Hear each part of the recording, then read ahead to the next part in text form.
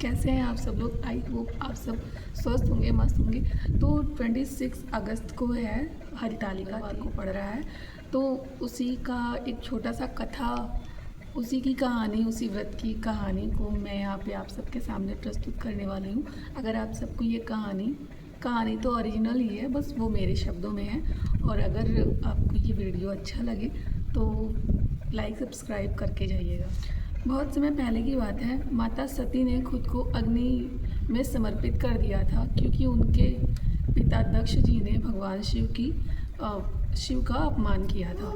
तो उन्होंने पार्वती के रूप में हिमालय के घर में जन्म लिया। माता पार्वती का बचपन से एक ही सपना था, किसी भी तरह प्रभु शिव को अपने पति के रूप में पा लेना।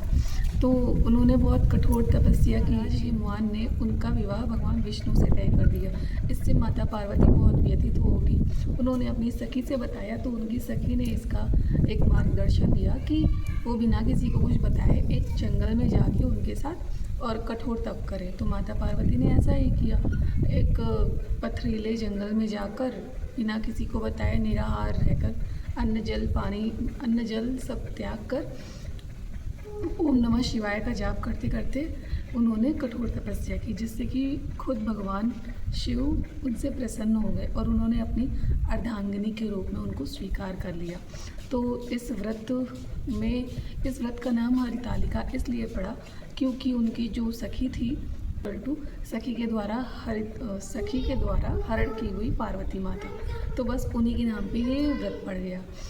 और तभी से औरतें, सभी सुहागिन स्त्रियाँ इस व्रत को अपने पति की लंबी आयु के लिए और प्रेम पूर्वक जीवन के लिए इस व्रत को रहने लगी। और ऐसे कहा जाता है कि जो कुंवारी लड़कियाँ भी रह सकती हैं, जिससे वो मनचाहा उनको वर मिलता है। तो हरितालिका तीज कब है? हरितालिका तीज 26 अगस्त को है, जो कि मंगलवार को पड़ा। भाद्रपद के शुक्ल पक्ष के तृतीया तिथि को मनाई जाती है। हरितालिका तीज, जिसे बड़ी तीज भी बोलते हैं, ये 2025 में 26 अगस्त को मंगलवार के दिन पड़ रहा है। इस व्रत को सुहागिन औरतों के अलावा कुंवारी कन्याएं भी रखती हैं मनचाहे वर के लिए। इस व्रत से रिलेटेड कोई भी सवाल हो आपके मन में, तो आप नीचे कमेंट सेक्शन में पूछ सकते हैं। ये सिर्फ एक उपवास नहीं है, ये है एक स्त्री की आस्था, प्रेम और श्रद्धा की अमर मिसाल। ये व्रत हरितालिका तीज माता पार्वती और भगवान शिव के पवित्र मिलन की याद दिलाती है।